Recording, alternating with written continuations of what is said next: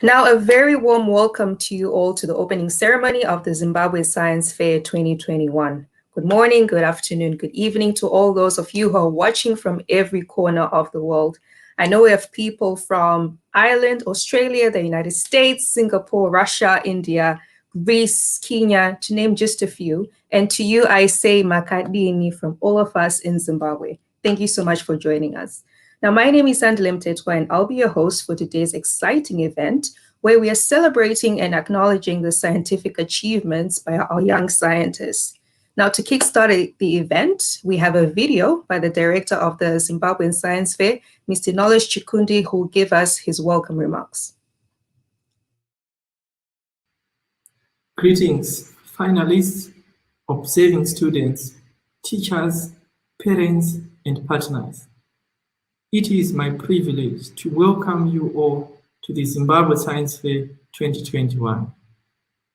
The Zimbabwe Science Fair is our annual STEM event where Zimbabwean young scientists, engineers, and innovators showcase their original research and innovations. I would like to congratulate the 75 finalists of the Zimbabwe Science Fair 2021. It is not easy to work on a science fair project in a pandemic, but these students have shown great resilience and remarkable grit. These qualities in each one of them is a clear sign that our future is brighter, because these young scientists are the stewards of our future. The Zimbabwe Science Fair was started in 2013 through the support of the University of Zimbabwe and the Ministry of Primary and Secondary Education. Over the years, we have seen students in primary and high schools across Zimbabwe coming up with amazing projects to solve the grand challenges in their communities. These students have gone on to represent our country in the major international science fairs, where they have done us very proud.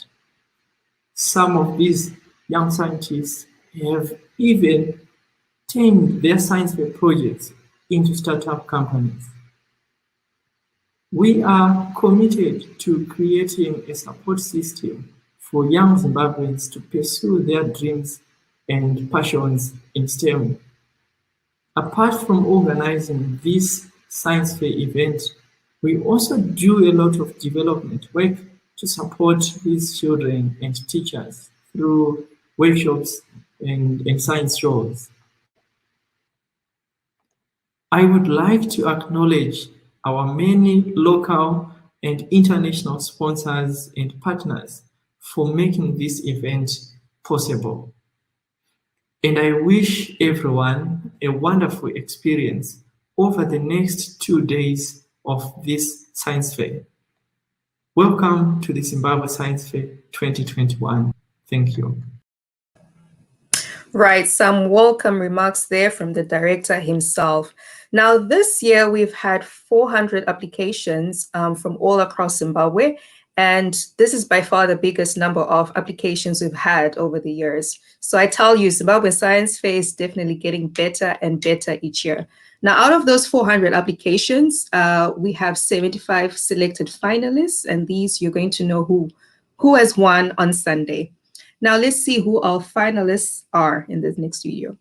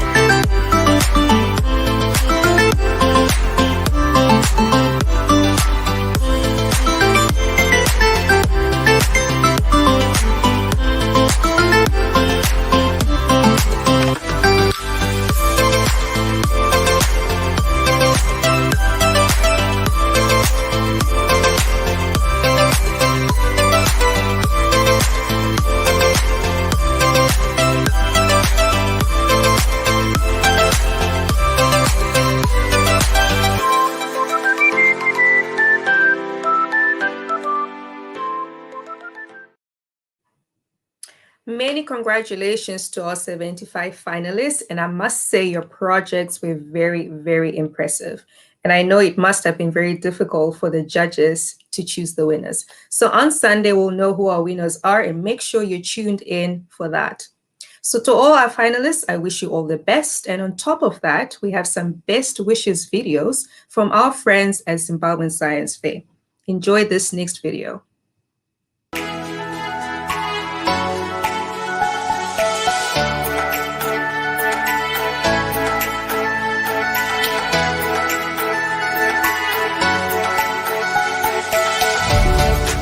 Hello, Zimbabwe. This is Peter Norvig from Google, coming to you from California. I've looked over the list of the 75 finalists in your science fair competition, and I'm very impressed by the breadth and the depth of all the work you have done. It's a great achievement for all of you. In my consideration, you're all winners. I look forward to hearing more from you. I congratulate you, and I hope you will have a long and successful career. Thanks so much.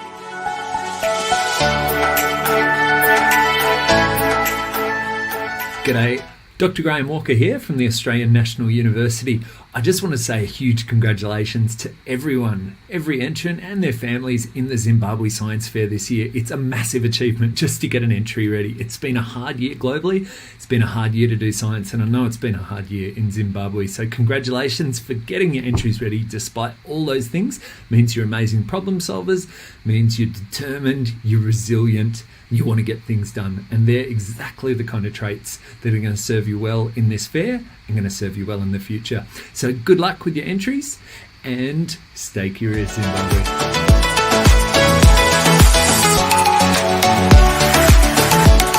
Namaskar from India. Good luck and congratulations to the finalists of Zimbabwe Science Fair, and hats off to Mr. Chikundi for doing a fantastic work. Well, there is just one thing that I want to tell you children. Innovation is passion. Passion should ooze out from within. Don't mug up your books, okay? And I think there should be somebody from your group to win the Nobel Prize. Keep the innovation going, keep the fire burning. Good luck and God bless.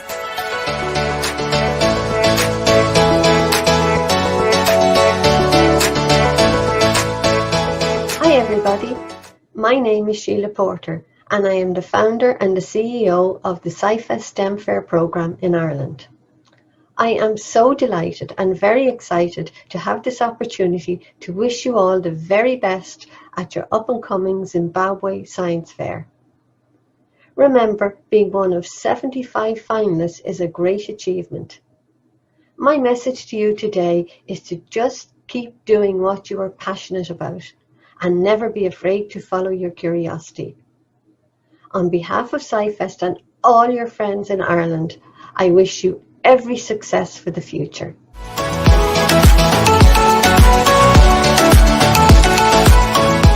Hello everybody, greetings from Science Centre, Singapore. Congratulations to all the student finalists of the Zimbabwe Science Fair 2021. Well done everybody with your projects. May the power of STEM be with you all. May you combine the power of your youth with the power of STEM and become a change maker in wherever you are. Here is from Singapore, wishing all of you the very best.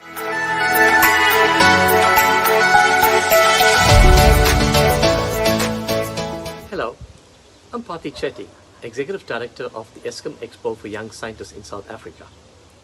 I take this opportunity to congratulate the Zimbabwe Science Fair on this virtual awards event, which was made possible by providing you young scientists with a platform to showcase your scientific research, even during this pandemic lockdown. My best wishes also to the 75 finalists who now compete for grand and special awards. Stay safe and best wishes to all involved.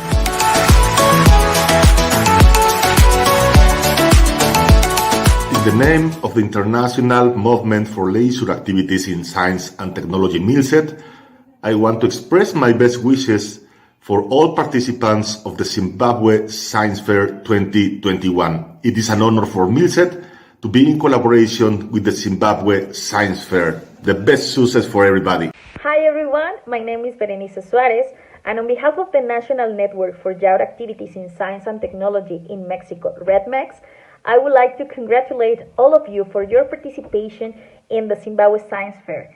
It is amazing to see all of you working hard in this so complex situation about pandemic. So we need to keep working on it. We need more science, more technology for our lives and our future. So don't give up and continue working on that. So see you soon.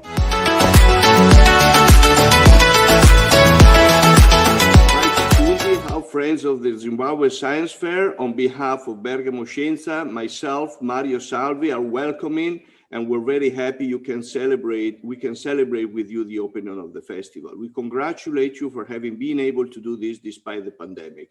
We ourselves are going to organize a virtual festival next October, and we welcome you to participate to all our events online, including conferences and lab for school. I hope we get in touch, and we wish you all the best for the festival.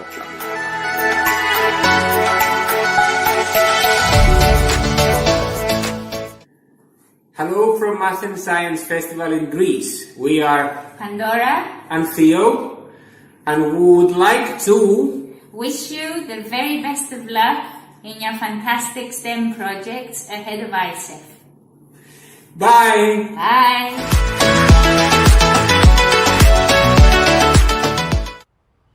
I'd like to give you all the warm welcome from Australia.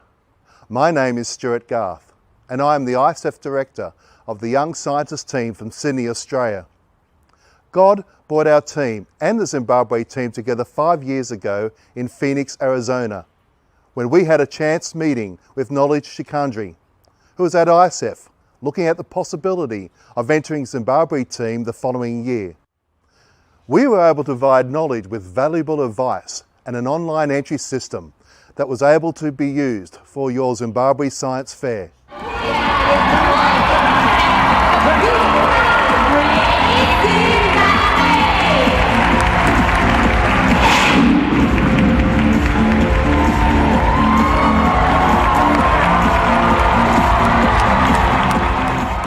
In 2017, our two teams spent most of our Los Angeles experience together. Being your first ISEF, we were totally ecstatic when Pelagia and Majoni won a $40,000 American University scholarship for an energy producing project using potatoes. The next day, to the roar of the crowd, Pelagia won a second place grand award. From Nagoya City, Aichi Prefecture, Japan, Totoro Tabuchi. This was a defining moment for the Zimbabwe Science Fair. It showed that the quality of your projects are good enough to compete at an international level, and they continue to do so. I'd like to finish by congratulating Knowledge and his team for making your Zimbabwe Science Fair truly world standard. And I can't wait to meet some of you students in future ISEF fairs. Make sure you look out for us Australians and greet us with a big "G'day, mate."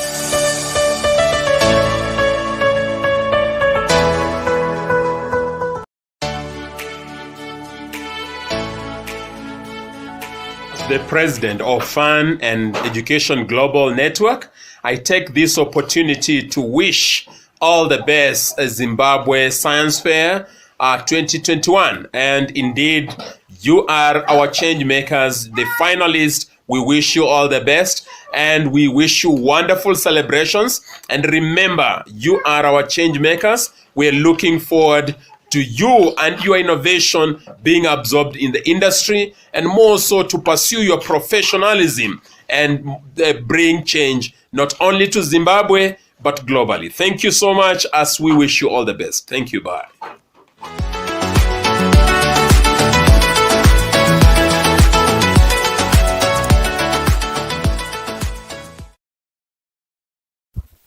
Dear participants in the Zimbabwe Science Fair, dear Dr. Chikunde, greetings and congratulations from the capital of Bulgaria, Sofia.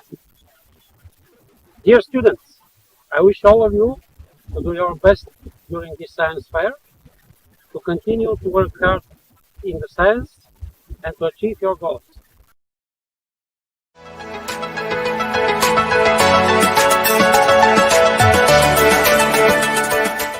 Welcome from Russia. Welcome from Bauman Technical University. Our countries have 40 years of diplomatic relations. We have cooperation in politics, in industry, and in education. Our university's program Step into the Future helps young people enter the professions of scientist and engineer. I'm sure what the Zimbabwe Science Fair will help young participants be a brilliant specialists in the future. Welcome to Russia.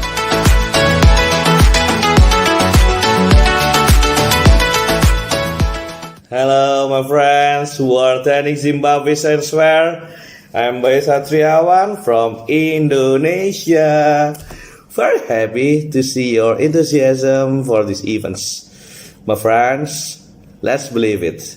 That's why your effort is extraordinary. Good job. You know, we can change the world with the research. Why? Because one of the ways humans remain is by making writings that can become a reference from generation to generations. Okay? Bye-bye. Stay productive, positive, take care of your health. And I can say in Indonesian language, semangat, semangat. Bye-bye.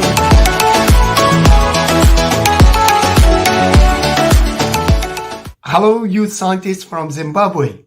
Hello, heroes.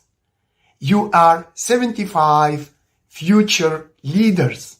You are 75 future innovators and inventors. This is Hatem Slimane from Tunisia, the General Director of the International Festival of Engineering, Science and Technology, IFEST, and the General Secretary of MILSET Africa. As well, I'm the National President of ATIST. So wish you all the best. All of you are winners. You are already winners. So do your best in order to be qualified to the big competition around the world. We are waiting for you in IFEST 2021. Good luck.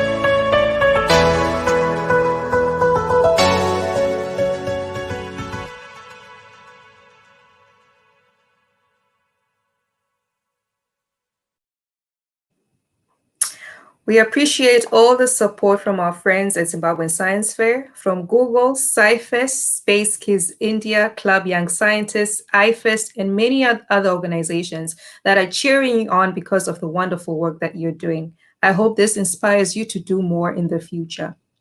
So now it's time for our keynote address for the day. And our speaker is Maya Ajmera, who is the president of the Society for Science. So Maya is also the founder of the Global Fund for Children, a nonprofit organization that invests in innovative, community-based organizations working with some of the world's most vulnerable children and youth. Maya is the recipient of the 2020 National Science Board Public Service Award for her contribution to science and engineering. She's also an author, and I think I'll stop there because, I mean, this woman is amazing. So remember to send in your questions for the question and answer section at the end. Maya, we are very honored to have you speak to our young scientists today. And now I hand over to you. Thank you so much for having me today. I am Maya Ajmera, President and CEO of the Society for Science and publisher of Science News. And I can't tell you how honored I am to be speaking at the 2021 Zimbabwe Science Fair. What challenging times we are living in the past year. And I really salute all of you for stepping up and competing and creating this virtual event for the participants and all the other people that want to hear, but everyone else in the world, actually. I was very inspired to hear all the good wishes coming from around the world to each and every one of you. I will tell you about ISEF for a little bit. The International Science and Engineering Fair was founded in 1950, and we were founded as a national science fair in the United States, and then became international with a few countries, and it just grew and grew and grew. That by the time I came to the Society for Science, which was in 2014, we had over 70 countries, regions, and territories that were part of the International Science and Engineering Fair. And of course, we were thrilled in 2017 when you brought several finalists to ISA from the Zimbabwe Fair. And, you know, one of them you're going to hear from later today is Pelagia Majoni, who took home second place award in energy and chemical category, and becoming the first from Zimbabwe to win an award at ISEF. And I can't tell you how ecstatic I was, and how incredibly proud you must have been for your fair and for your country. I remember very specifically when she won, I actually went to the telemonitor and took a picture of her and tweeted it out. I will be honest with you, it was my best tweet ever of retweets that happened around the world because of Pelagia's win, and just to see what she has gone on to do in terms of her own success at being at Haverford College, which actually is across the street from where I went to college at Bryn Mawr College, and recently winning the Student of Vision Abbey Award from the Grace Hopper Celebration. You know, we at ISEF, I believe this year the Zimbabwe Science Fair may be sending the most delegates ever, and we're really looking forward to cheering them on and bringing them in. But I will say that we will be giving away almost over $4 million in awards this year, and we're just cheering all of you on. You know, the other individual that actually is speaking to you as well that is from Zimbabwe is Macdonald Chirara, who won fourth place award in energy chemical in 2018. But he also won our coveted Community Innovation Award from the Society for Science, which honors students for making a difference in their communities. So I'm really excited to see who's going to win that Community Innovation Award this year. Macdonald's research focused on providing sustainable electricity in Africa, and he's actually founded a company called Everlasting Technology, a social enterprise with the aim to create green communities by providing innovative renewable energy solutions. And, you know, I am expecting more of you to come and rise to the stage. Let me tell you a little bit about myself. You know, I grew up, I'm the daughter of Indian immigrants. My parents immigrated to the United States, grew up in a state called North Carolina on the eastern side in the rural part of North Carolina. And I became a science fair junkie. I started doing science fair projects when I was in 7th grade. And I remember my first science fair project that I competed in science fairs was the study of duckweeds. And duckweeds is a plant that grows on water, and it grows in 2, 4, 8, 16, 32. It continues to double, but they're very high in protein, and they could be thought of as a future source of food. And so I studied the growth of duckweeds under different varying growth hormones and nutrients to think about how we could use this this plant as a future source of food, which I know is very important in terms of crops and food production in the continent of Africa, but all over the world, actually. So I understand and am overjoyed when I see just the smiles on young people's faces when they're doing their science fair projects. It's just a lot of fun. You know, you're also going to be joined by another ISEF alumna, Gitanjali Rao. And she was the youngest person, the new Time Person of the Year, Youth of the Year. So what an extraordinary group are speaking. But I take great pride in the fact that they are all part of the ISEF community. look, I will end with this. I want to hear questions from the audience, but want to say that each and every one of you is a future leader of Zimbabwe and a future leader of the world. You're change makers, you're innovators, you're entrepreneurs, you're going to be future scientists and engineers. And I'm going to implore you to please think about solving the world's most intractable problems. Think about solving the problems that are happening in your own backyard in Zimbabwe. We need you. Nobody else is out there that can be able to really solve these problems. And I am just heartened by the fact that you are able to be the next generation of leaders. We're living in the pandemic. It has been a tough year. I am incredibly, there's a saying that disruption brings ingenuity. I am really excited by the projects that are going to be shown at ISEF this year, but also at the Zimbabwe Science Fair. How has these hardships pushed ingenuity and created some really extraordinary projects? But the silver lining in this is that we may be coming out of this dark tunnel soon with the new vaccines that came out in just record time. Our sponsor, Regeneron, was one of the companies that came out with the monoclonal antibodies that if you get sick, you're able to take this drug that can reduce the effects of COVID-19.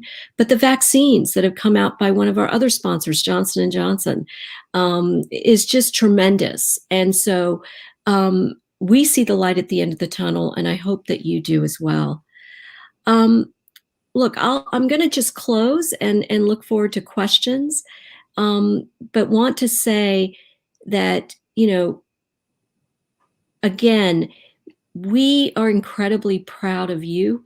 You give us enormous hope, and you have a big job in front of you. There's just too much to fix in the world by global climate change, pandemics, hunger, and issues with artificial intelligence and technology. I would just implore you to continue on this road. Don't let anyone stand in your way. My biggest advice to people is stay away from people who suck the passion out of you. Just stay away from them. The passion is what's going to drive you. So I want to just end by saying thank you. And I look forward to answering your questions. Thank you.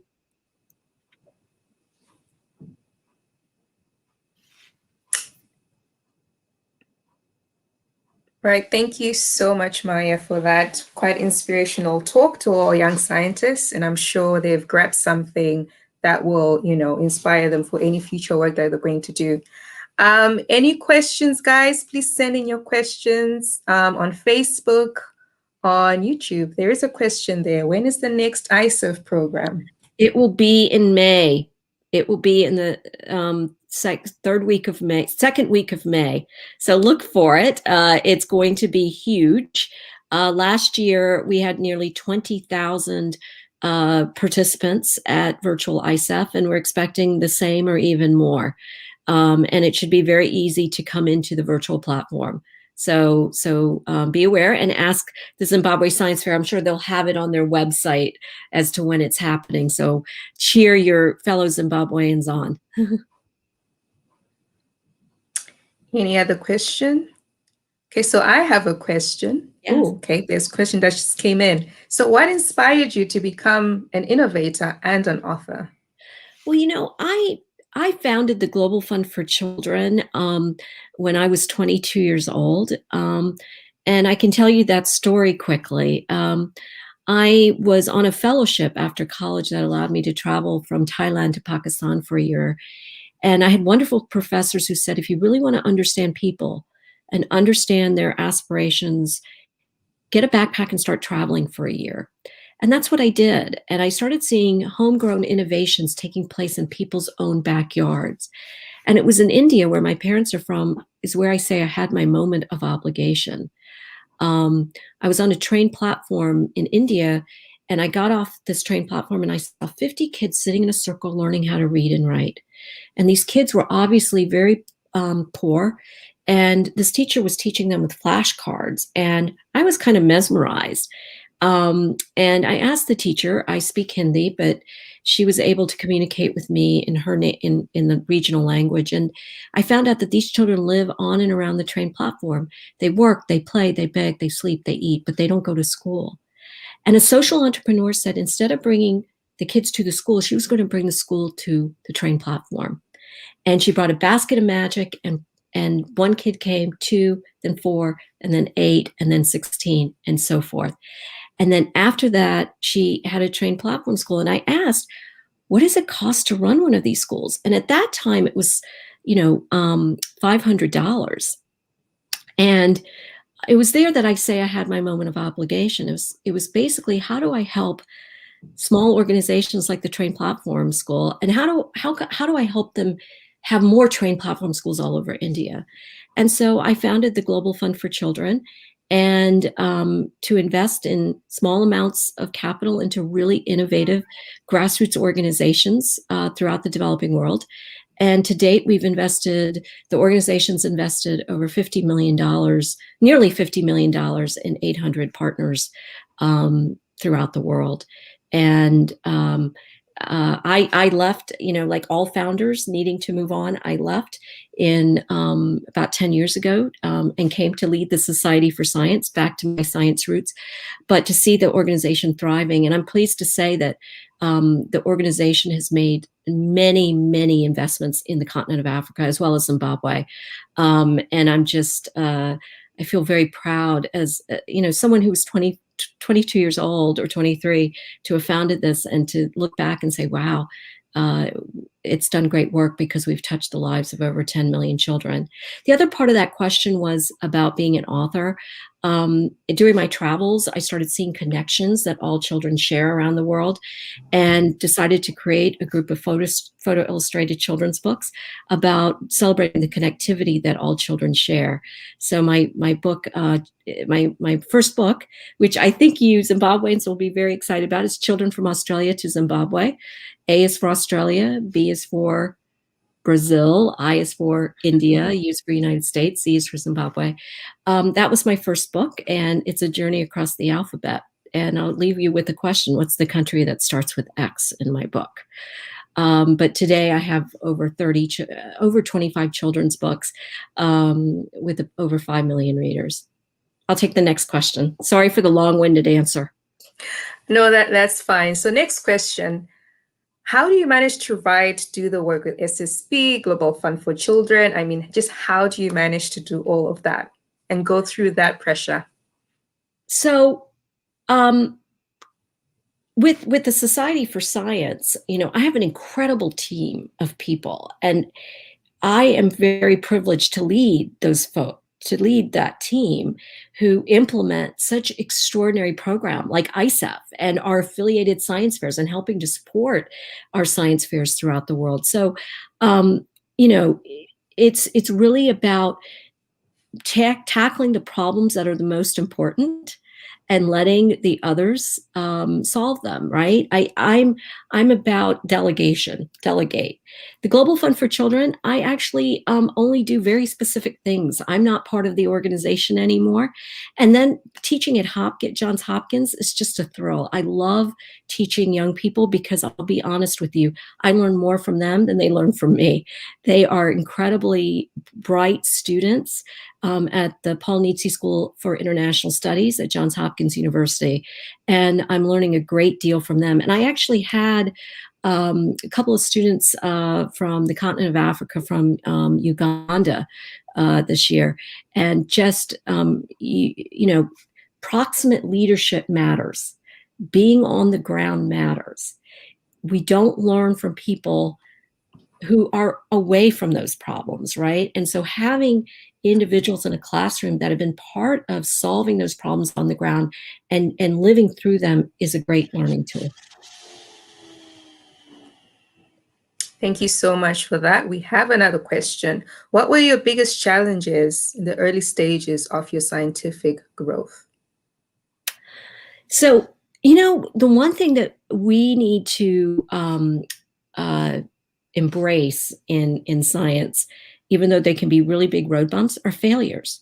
Experiments don't work, right? They just don't work. But actually, when something doesn't work, it gives you more answers as to why it didn't work and figuring out the next steps. So, one might say, the challenges might have been things that just didn't work. I think the other big challenge you go through is, how do you look at data? How do you think about data? What does the data tell you? And I think now with the advent of technology, it's getting easier and easier. But I would say those probably were the two challenges in my early stages, is learning that failure was okay, that when an experiment didn't work, it's not the end of the world. You keep going.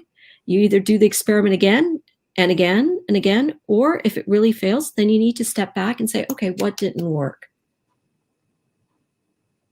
That's true. I think as a PhD student myself, I need to take that advice, that when experiments don't work, it's okay, embrace the failure. All right. Any other questions, guys? What do we have? I think I have a question for you. So we are in a pandemic, and, a lot of scholars are not able to go to school, or, being able to have the tangible resources that they need, but they still want to innovate. I mean, what are the ways they can, innovate without having access to these physical materials that they need? So I will tell you, quite honestly, we're seeing a lot of projects coming through that are done at home or done in the backyard. A lot of engineering projects and quite a few environmental projects.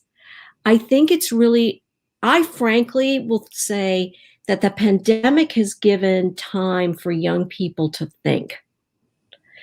Right? You are so built into going to classes and doing your tests and your extracurriculars and everything that gets pushed into a day, and you don't get much time to think.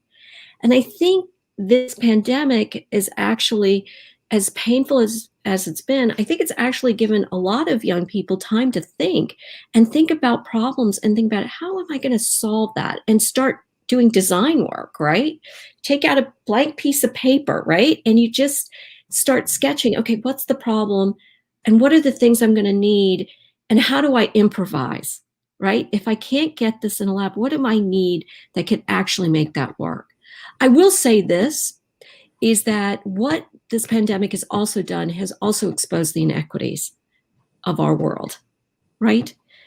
And I think what my biggest concern is broadband technology, right? Broadband should be a basic human right. Just like electricity is a human right to me, and school is a human right, I think broadband technology and being able to use a computer for knowledge is just absolutely critical. So I'll leave it at that. Great answer. And Shane asks, how do you start a business at the age of 12? How do you start a business at the age of 12? Wow. I didn't start a business at the age of 12, but I will tell you this.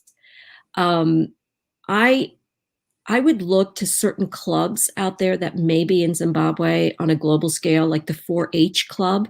They may be a really interesting place. I can actually get to the Zimbabwe Science Fair and provide some ideas, but it takes ingenuity. It takes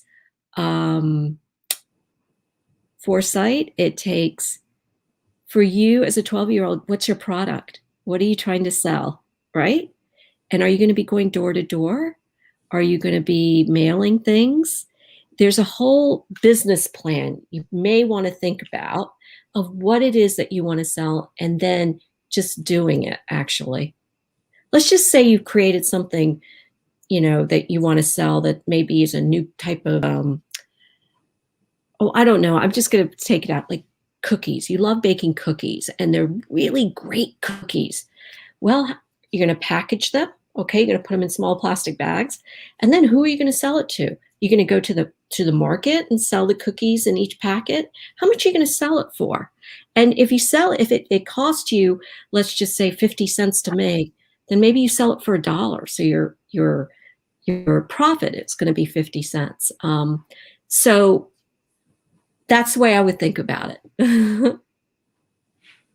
All right, Shane, I hope you've got that. Now, Vivian asks, what other interests did you have growing up apart from STEM, and how did you manage to stay well-rounded?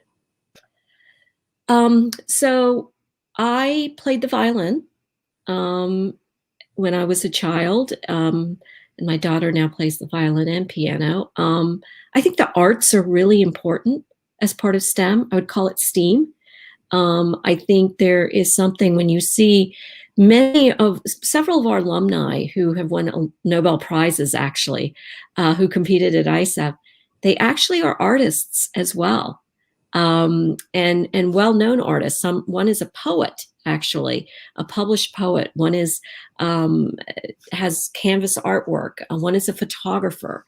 So art is very important. So I played the violin. I also learned ballet as well as Indian traditional dance, not the Bollywood dancing, but the traditional Indian Kathak dancing. And I also just loved to read when I was growing up as well. And I liked being with my friends.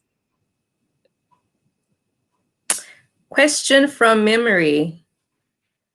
What do you do to relax, step away from the pressure? What do you do for your mental health? Such an important topic. Yes, it is. Very fortunate that I have a small family, my husband and my daughter. So they, that's the great balance. We've been in our home for a full year. I would say I love reading, and I'll give you a big secret. I love watching, just shutting down at 10 p.m. or 11 p.m. and watching a show. Just watching a show. And it's not like a scientific show. It's like a show that just is fun to watch, right? And it's just an escape, and also reading as well. I would say that. Samson asks if you can tell us about any project that you know has been upgraded to a workable solution in any community. So I would actually leave that question for Pelagia and Macdonald, Chirara. That's a great question for them. And I think they're ones in their community who've made a workable solution, and you really need to ask them that. Yeah, that's true. I think shortly we'll have our panel guys and we'll interview our amazing innovators, and they'll definitely tell us more. A question, girls who are still growing in science, what advice can you give them? Keep going, keep going, and do not be intimidated. Do not let anyone say that girls cannot do science or math or technology or engineering. Any girl out there can do that. I would also encourage you to find great mentors, role models, right? I think of, someone who, if you're in 10th grade and you see a 12th grader girl who really loves science and math, just stick with her and saying, can I talk to you? Can I ask you questions? And they're going to feel really good about that. So find mentors. Do not be discouraged. And also, as I said before, don't let anyone suck the passion out of you. If you're interested, keep going. All right, we'll take 2 more questions before our next segment. With the COVID pandemic, we saw schools shifting into virtual teaching. I think this also relates to what I asked before. Do you think science can be effectively taught on digital platforms? There is a great website that I would encourage people to look at called Lab Exchange. It was founded by Amgen, the pharmaceutical company, and we're now a partner of theirs. And it's a way to really learn science on a digital scale. Take a look at that. It's called labexchange.org. Right, labexchange.org. Write that down, everyone, and look it up. Now, last question from Vivian. How can young people like us be involved with the SSP's work? So a couple of things. Read sciencenews.org. Read sciencenewsforstudents.org. It is sciencenewsforstudents.org is free. It is the most up-to-date science journalism of evidence-based science content. It's so much fun to read, as well as sciencenews.org.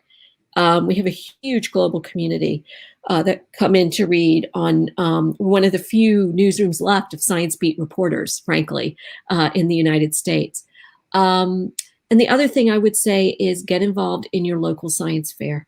Okay, get involved with the Zimbabwe Science Fair and seeing how you can be part of that and to learn and to volunteer. Thank you so much, Maya. Do you have any last words before we move on? I just want to say good luck to the finalists of the Zimbabwe Science Fair. I am incredibly proud of you, and we're cheering each and every one of you on. You're all, as I say, winners. And we look forward to welcoming several of the delegates from Zimbabwe to ISEF later in May. But good luck, and be well and be safe, and Godspeed. Thank you so much. All right, so there we have it from Maya, who's the president of Society Science, and a few quotes that I got from her. She says, embrace failure, learn why things didn't work out, and try to you solve those problems. Bring the innovation to the students, pressure brings innovation. And last but not least, do not let anyone suck the passion out of you. All right, so next up, we have an interview where we are being joined by 3 high-flying young scientists who will share with us on how they are changing the world. But before that, we have Shane Mawabele, who shared with us a video on science in quarantine. Because as we all know, we are currently going through the COVID-19 pandemic, which has negatively impacted our scholars. It is truly remarkable that, young scientists have sent in projects during this time. So listen to Shane as he details to us some of the problems young scholars have faced and how they've overcome them. Listen to this.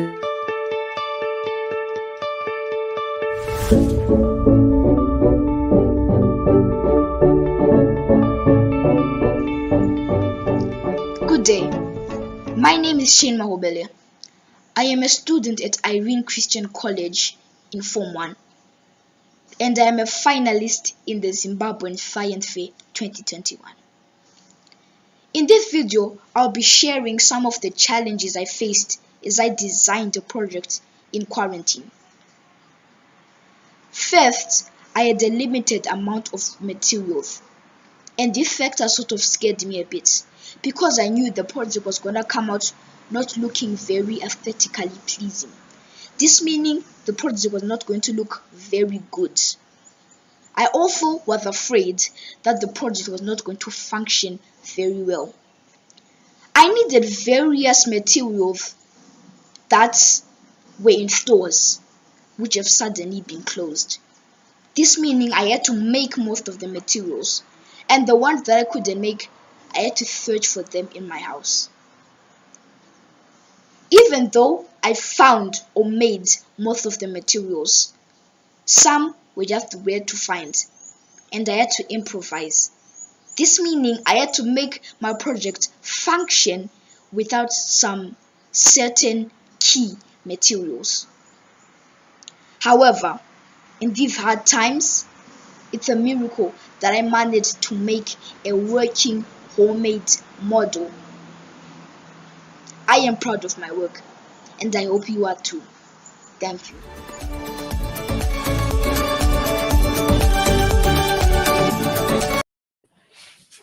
Right, some wise words there from Shane. And so for our panel today, we have Macdonald Chirara, who is the founder of Everlasting Technology, and he's also the recipient of the Community Innovation Award of 2018. We also have Gitanjali Rao, who is an inventor and the Times Kid of the Year 2020. I think we'll have Pelagia Majoni joining us, but at the moment we'll have Macdonald and Gitanjali for the time being. Now, the first question I have for you two is, tell us a bit more about who you are and what you do, academically and extracurricular-wise. I'll start with Gitanjali. Yeah, absolutely. So first of all, thank you so much for having me here today. It means a lot to, kind of given my 2 cents into this awesome science fair. So my name is Gitanjali Rao. I'm a sophomore or 10th grader at STEM School Highlands Ranch in Colorado. And I love to innovate and use science and technology as a catalyst for social change, but at the same time, really inspiring other students to do the same. Let's see, other extracurriculars, I love to bake, fence, play the piano, watch a lot of movies, and play board games with my little brother. I think, yeah, that covers most of it. All right, Macdonald. Okay, thank you very much for having me, and also congratulations to all the Zimbabwe Science Fair 2021 finalists.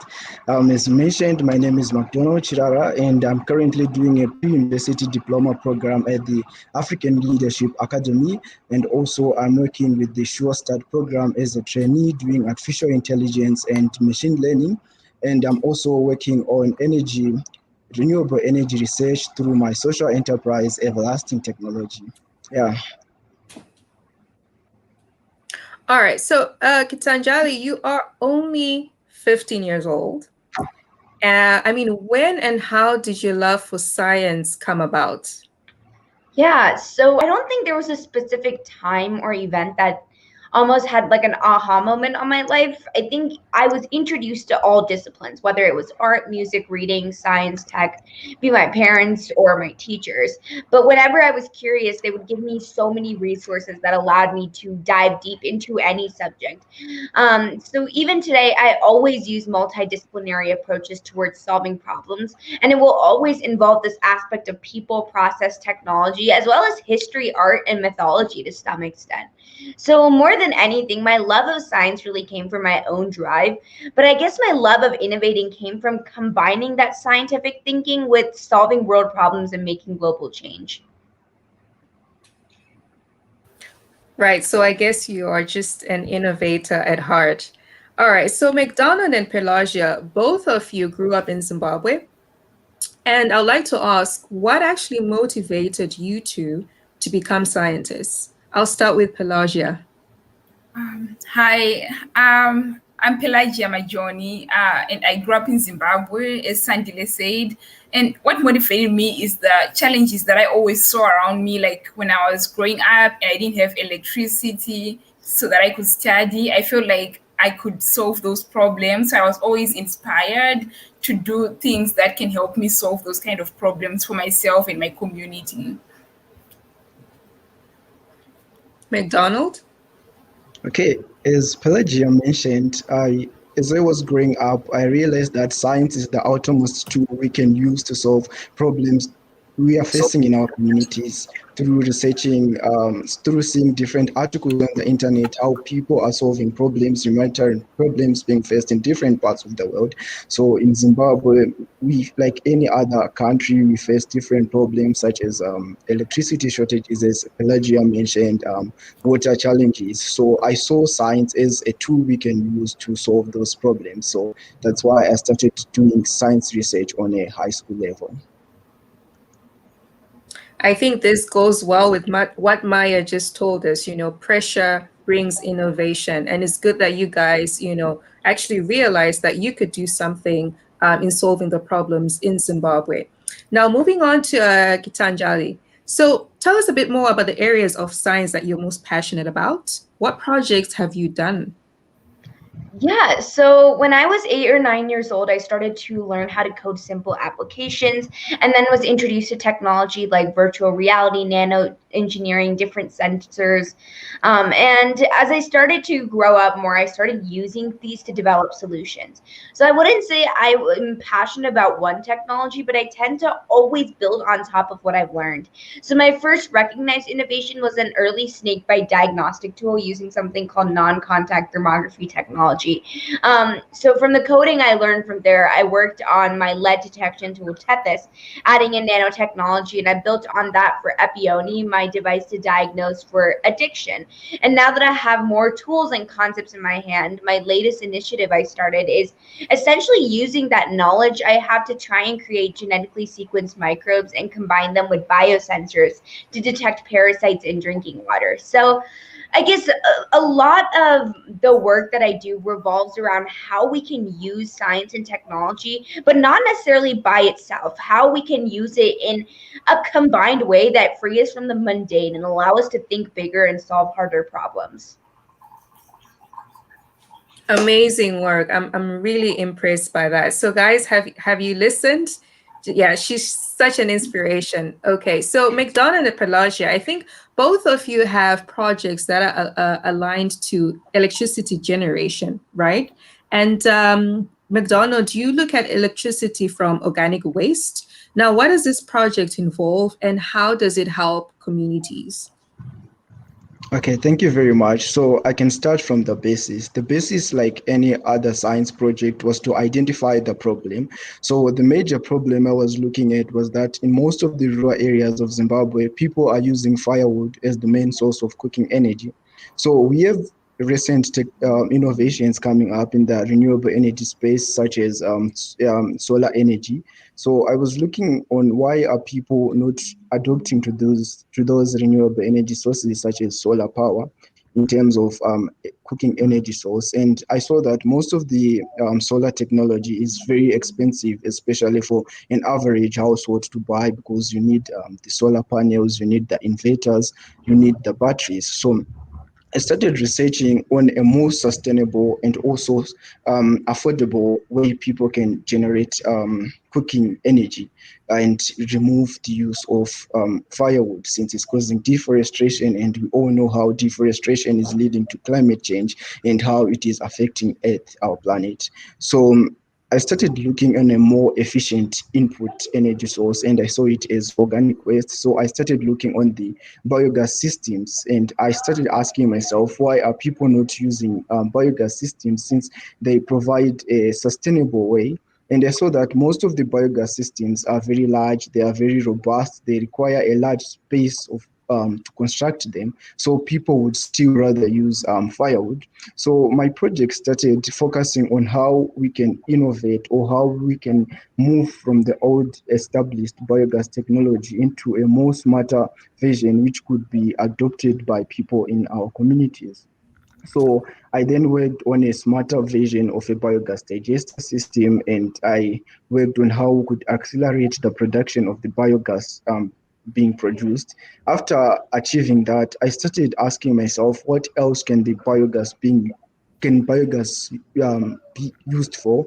And currently, biogas is used to generate electricity, but that can be done on a very large scale. So I was looking on small scale households. How can households utilize biogas besides cooking? So that's when I started focusing on how I could develop a small household unit that could further use the biogas to produce electricity, which could be used for house lighting and charge other small electrical appliances in the house. And what the people we are working on, trying to do product development into a more safe and user-friendly product, which can be adopted especially in rural communities and remote areas. Right. So I'm sure you have spoken to some people who are potential users of, this system. What have people been saying about this innovation? Some of the positive comments that you can tell us about.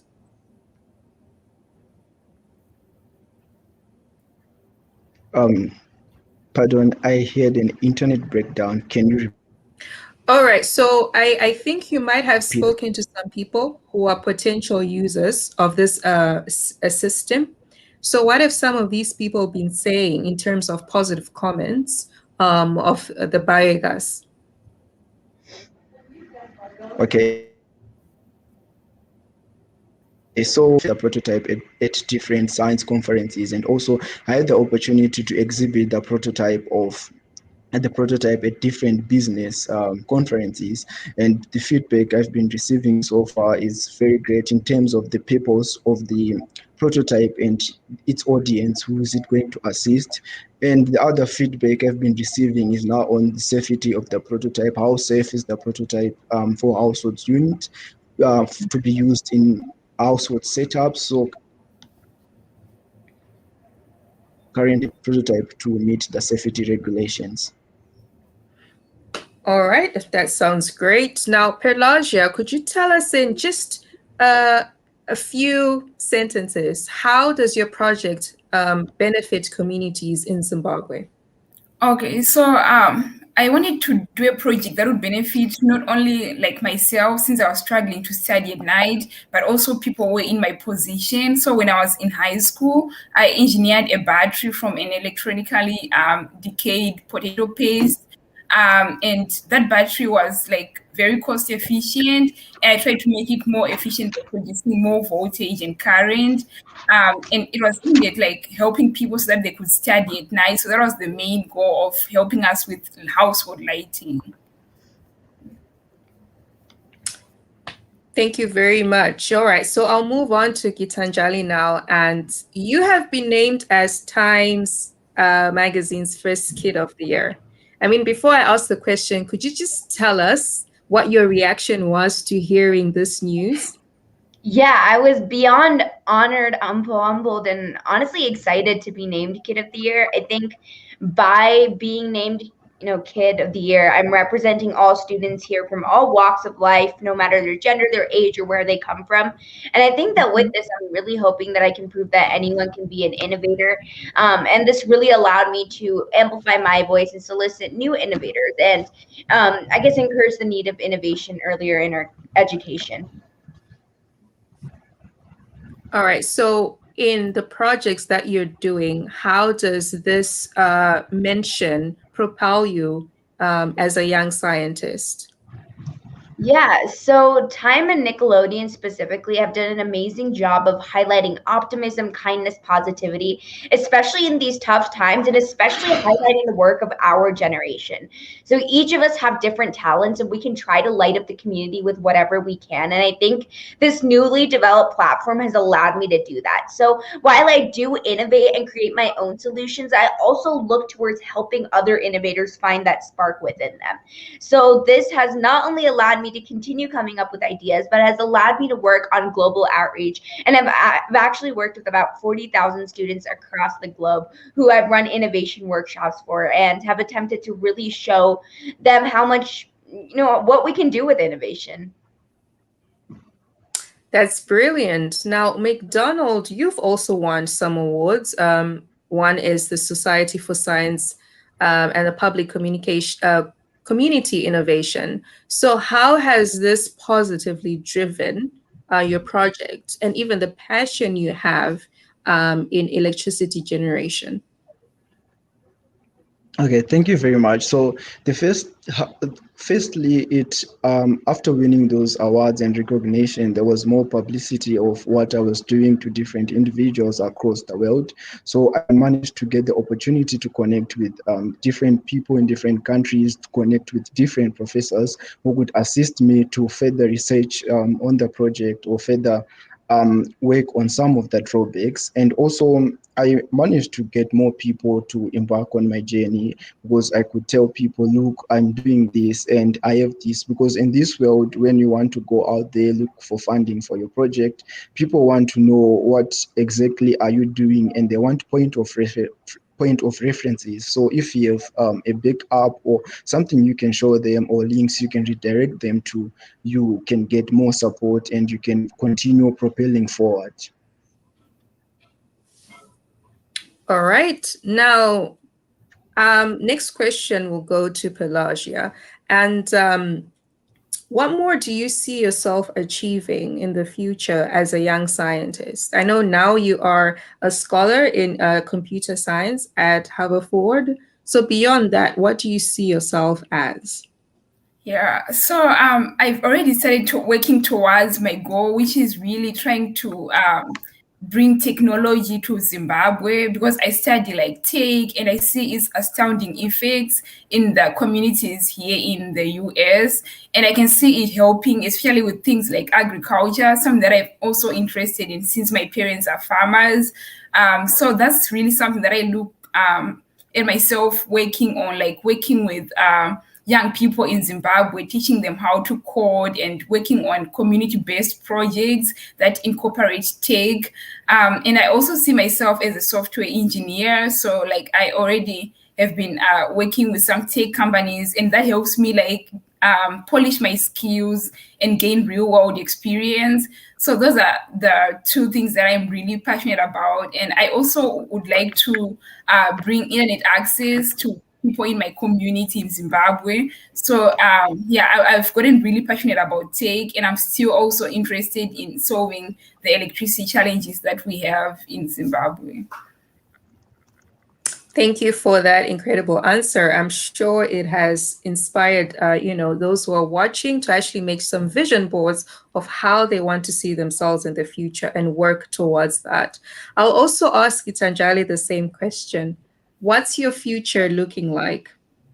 Yeah, and I know future is a really, really big word, but for the immediate future, I definitely would like to, really expand my 5-step process for innovation. So continue this and reach out to as many students as I can, and hopefully influence education systems where innovation is introduced earlier.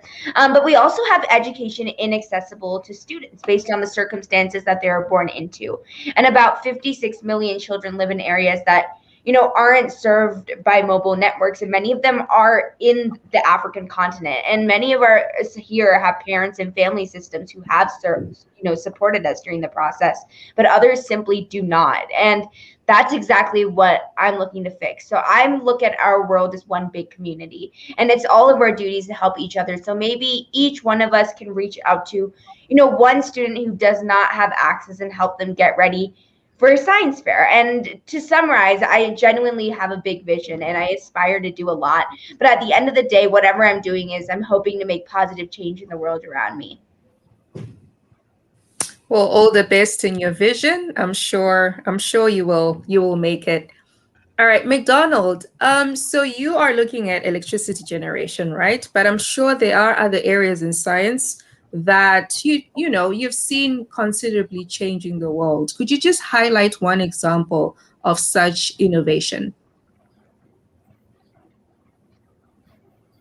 Okay, thank you very much. So for the past few months, I've been looking at artificial intelligence and machine learning, and I see that artificial intelligence, especially in Africa, it can bring a very big change in terms of how we can automate our systems, how we can improve, how we can predict weather patterns. So I see it as a very big thing which can contribute in the development of Africa and Zimbabwe, where I come from. And also I've been working with professor from the University of California on synthetic biology. I also see synthetic biology as the next big thing in terms of how we produce, especially in the food sector, how we can produce food and solve hunger issues being faced in different countries. All right, so we've heard of artificial intelligence and machine learning from Macdonald. Pelagia, what other ways is science changing the world? I feel like, especially during the pandemic, I've noticed how important the internet is. It seems like our whole world was just moved to the internet so that you can do like almost everything from where you are. But what pains me the most is realizing that most of the people in my country, Zimbabwe, the average person does not have access to the internet, and it has become such a fundamental tool in achieving anything or learning new things. So I feel like it's one thing that we really need to implement in Zimbabwe, because it has gotten to a point where it's like you need to have it in order to be active in this age of like digital education, digital innovation, and to have such a large part of our population unable to have access to that important resource is very, it's something that I really think can impact Zimbabwe. So yeah, I'm really interested in internet access and like e-learning, because a lot of things are happening on the internet, and Zimbabweans could take this opportunity to like be part of this digital age. And that's so true, Pelagia, because, the pandemic has shown us that not everyone will be able to physically access, their school. So if they can engage through the internet, then they can, be able to learn more, innovate more, etc. I'll extend this question to Gitanjali as well. In what ways have you seen science changing the world? Yeah, so today's technologies have touched our lives in the past year. And I think that's what I want to focus on is we're fortunate that in the COVID-19 pandemic, while it was, such a horrible situation, science and tech played a big part everywhere from healthcare to education to governmental relations. And we all kind of saw the world come together like nothing that had ever been seen before. And I think that that is one insane way how science and technology has changed the world. And that's one thing that we should keep in mind is that we've done it once, we can do it again. It's kind of unfortunate that we needed to be in a pandemic to finally realize the true potential of technology. But I think that from here, we're only going to grow upwards. And that is so true. So to all our viewers, please prepare your questions for our three panelists. As I'm going to ask you the last question. So just in a few sentences, I'll ask each of you. So who and what inspires you in science? It could be a person, it could be a particular area of science. So I'll start with Macdonald. Okay, so the person who inspires me in science is Marie Curie. She was the first woman to push the radioactivity field in the science field, and also she won two different Nobel Prize in two different science sectors. So one of the things which I like about her is, despite all the stigmatization she was facing from society, all the challenges she was facing, she kept on moving forward. She kept on pushing forward. So that's one of the traits I see most scientists with. You have to keep on moving forward, especially as a young scientist. Young scientists, you face different challenges in terms of sometimes access to resources, sometimes even access to mentorship. But as a young scientist, I encourage you all to continue moving forward, continue pushing forward. Yeah. Thank you. Pelagia, who inspires you in science? Yeah, I've been inspired by Mr. Knowledge Chikunti. Like, he was the person who I saw, and he looked like me, and I could really relate to how the problems he was solving. And I always felt inspired to also solve the problems that made me like want to innovate. So also problems played a big part. Like, I would see a problem and it would really bother me. I would like really want to do something to help. So those two things, like problems and my mentor, Mr. Knowledge. Gitanjali? Yeah, so I guess I have a lot of different people who inspire me, but I guess ones that really stand out are obviously Charpentier and Doudna, who just recently received the Nobel Prize for their work in CRISPR-Cas9 gene editing, and that's used in basically all the work that I do. And I guess not only are they females in science and technology, but they're the first pair of females to receive the Nobel Prize, which is absolutely amazing. And I think that even beyond that, I'm inspired by everything and anything around me, especially, the finalists here, as well as my fellow panelists. I think I looked through the finalist list, and I loved a lot of the projects. And I guess I kind of wanted to wrap this up with a huge, huge congratulations to each and every one of you. And remember that your innovation journey has already started, and all you need to do is bring about a change with it. That's beautiful. Thank you so much. Now, questions are open to the floor. Please send in your questions to any one of our panelists.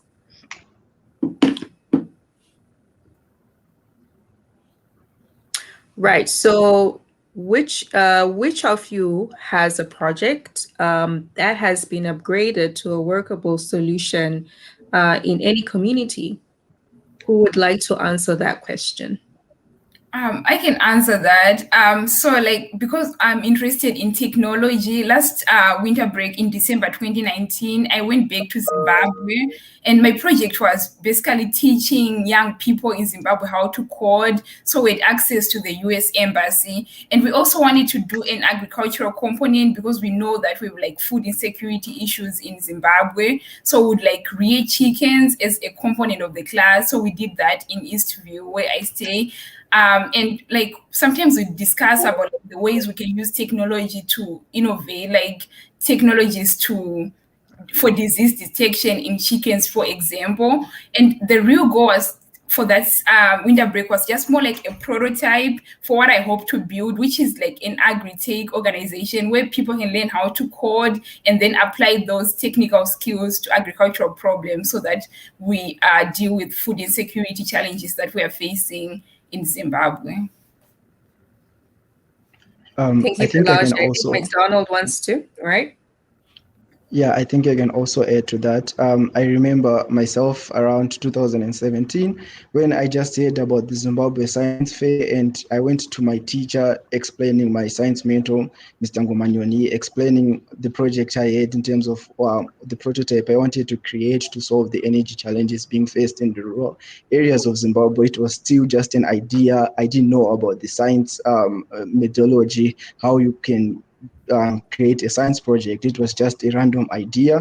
So I then he guided me into shaping my science project, and I remember submitting it to the African Science Baskers. So it was still just an idea, and I was from the next thing I saw, I was a finalist, and that's where my science journey started. I remember my first prototype, I used plastic bottles, just from those empty water bottles to create my prototype. And then I moved forward, I used metals. And from the scrapyard, I was just looking for components which can work in which can be used for my prototype. Then as the years were passing, I ended up making a better prototype and ended up connecting with people from different countries. I ended up establishing a social enterprise, Everlasting Technology, which could focus more on the research of my product. And yeah, I think I'm moving towards the way of making the product available to the community for use. Thank you so much, Macdonald. Would you like to answer as well, Gitanjali? Yeah, I can add a little bit in here as well. So one of my, I guess, projects that have really been put out there and people are already using is called Kindly, which is a service that's available for anyone to use based on artificial intelligence, and it helps to detect and prevent cyberbullying at an early stage. And I recently, launched it in May, and I'm seeing a lot of people use it from across the world. But beyond that as well, I'm seeing a lot more awareness about cyberbullying being spread. So when it goes from that stage of having an idea to making it into reality, it does get a little bit difficult in the process. But I realized that the way I was able to do that is through grants and fundraising for my work, which allowed me to further develop my application, further develop the materials that I needed for my launch, and allowed me to really make the whole process as smooth as possible. So that's my biggest tip for when you're trying to take something out into the community, is make sure you have the resources as well as, the funding to help maintain it, because that's the harsh reality of when you need to take things out there is, sometimes you do need that little extra push. And it's always great to do that through competitions, grants, and challenges. Brilliant. I think we have loads of questions coming in. What's your advice to young scientists? I think I'll start with Pelagia on this one. Yeah, I'll just say that to young scientists, like once you have started on the journey of innovation, like you just have to keep going and keep being focused on the problem that you're trying to solve, and also don't have like a fixed roadmap on like what you want to do. Always be flexible in case something new and something that excites you comes along, but always, as long as you're keeping in track of like trying to make a good impact in your community, you keep going, and also try to reach out to as many people as you can for help. Like just like a lot of people really want to help, so try and put yourself out there talk about what you're working on to people. I think that really helps, and just keep being determined. Eventually it will pay off. All right, who else wants to give some advice to young scientists? I'll take one more person so that we can move on to the next question. Okay, I can say one of the most things young scientists have to do is to collaborate with one another, because collaboration is very powerful. It can change your life, especially to all the scientists who are finalists in the Zimbabwe Science Fair. Identify each other, connect with each other, know what the other person is doing. You can collaborate on the projects because you can continue moving forward if you collaborate. Thank you very much, Macdonald. Do we have another question? All right. What advice can you give to youngsters who want to discover and engage in science, but don't have the full resources to help them learn more? Who wants to take this one? I can take this one here. So the biggest thing for, I guess, those who want to discover and engage in science but don't have full resources is to understand that resources aren't the first thing that you need. And I guarantee you I was at that same stage, but all of my models are actually built out with cardboard and a piece of paper in the beginning. And I like to say that as long as you have a piece of cardboard and a notebook to write down your ideas in, you can create a science fair project and you can change the world for the better. So it's important to remember that everything makes a difference, even if your idea is potential. But the first thing that you need to do at any given point in time is use your background knowledge to apply it to the real world. If you don't have the full resources to learn more, it doesn't hurt to just go around asking people questions. I spend a lot of time actually in labs and emailing and cold calling people, asking them about, hey, this is a new concept I learned about, but I can't find anything online. Obviously, it's not the same situation, but it's very similar in terms of the fact that there are other resources available that you can talk to and that you can reach. So it's important to, I guess, look for what can change you for the better, right? What can change the world for the better, not just the fact that I want to create a science fair project, because there's no real deadline to solving problems in our community. And just take it slow and steady. Thank you so much for that. I saw an interesting question. How do you balance your schoolwork and science research or projects? I'll have two people take this one. I think Pelagia and Macdonald. Pelagia? Okay. Yeah, for me, I realized like I couldn't function without working on side projects, and like because they make up a huge part of my life and where I come from. So I realized I really needed to incorporate them into my schoolwork. So how I try to balance is really being like very focused, and so that means not having the pleasure of enjoying in other things that other students normally do, like so you have to like make some sacrifices and like spend most of your time between those projects and the schoolwork. And once you do that, something that I also do is to try and incorporate my projects into schoolwork. So for example, like I have a computer science class, and sometimes it requires me to do like some coding projects that I choose on my own. So what I can do is to make that project community oriented and something that solves problems that I'm already interested in, or at least attempts to solve them. So it's more like trying to make them whenever you can, but when you cannot, you just try and like manage your time carefully, and yeah, just try to maintain a good balance, because it's really good to work on projects for your community. It's so rewarding. Macdonald?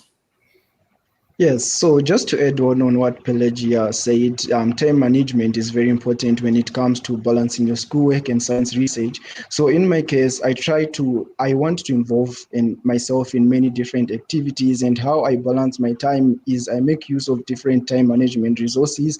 I make use of the Google Calendar. I write what I want to do at what time every day in the morning. When I wake up, I write in my diary. I I'm dedicating this time to this, I'm dedicating this time to this, and using that concept, I've been able to move, I've been able to manage my time. So I think we have to try to find time management tools which you can incorporate into your daily schedule so that you won't lag on one thing. Yeah. Brilliant. Keeping a schedule is very important. I agree on that one.